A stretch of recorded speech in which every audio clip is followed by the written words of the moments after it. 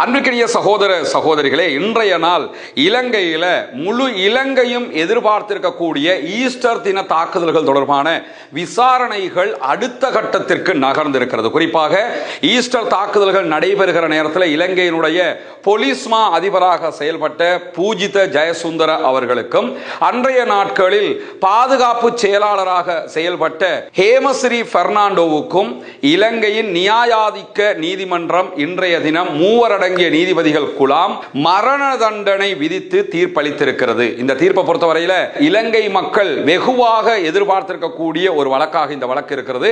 காரணம் என்னன்னா, ஈஸ்டர் தின தாக்குதல்கள் நமக்கெல்லாம் தெரியும். கிறிஸ்தவ சகோதரர்கள் 268 பேர் கொல்லப்பட்டு 586 பேர் படுகாயம் அடைந்த இலங்கை வரலாற்றில் எதிர்பாராத ஒரு சம்பவமாக நடந்தேறியது. அதற்கு பிறகு இலங்கை இஸ்லாமியர்கள் எவ்வளவு துன்பங்களுக்கு ஆளானார்கள் என்பதும் தெரியும்.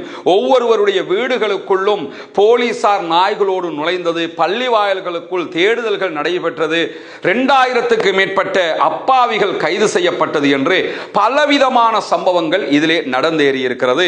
இந்த தாக்குதல்கள் நடைபெற போகிறது என்கிற துல்லியமான தகவல்கள் பாதுகாப்பு தரப்புக்கு கிடைத்தும் அதை அவர்கள் செயல்படுத்தாமல் அதற்கு எதிரான, அதை தடுப்பதற்கான நியாயமான சட்ட ரீதியிலான நடவடிக்கைகளை எடுக்காமைதான் இந்த தாக்குதல்கள் நடந்ததற்கான மிக பிரதானமான காரணமாக அமைந்திருந்தது. அந்த அடிப்படையில் தான் இன்றைய நாள் கொழும்பு நியாயாதிக்க நீதிமன்றம் 3 பேர் அடங்கிய நீதிபதிகள் குழாம் இன்றைய நாள் இப்படியான ஒரு பரபரப்பு தீர்ப்பை வழங்கியிருக்கிறது. கிட்டத்தட்ட 4 மணி நேரங்கள் இந்த தீர்ப்பை நீதிபதி அவர்கள் வாசித்தார்கள் என்கிற செய்திகளை நம்ம இன்னைக்கு பார்க்க முடிகிறது. அப்போதைய அரச புலனாய்வுத்துறையின் பணிப்பாளராக செயல்பட்ட நிலந்த ஜெயவர்தனவினால் இப்படி ஒரு தாக்குதல் நடைபெற இருக்கிறது என்கிற துல்லியமான தகவல்கள்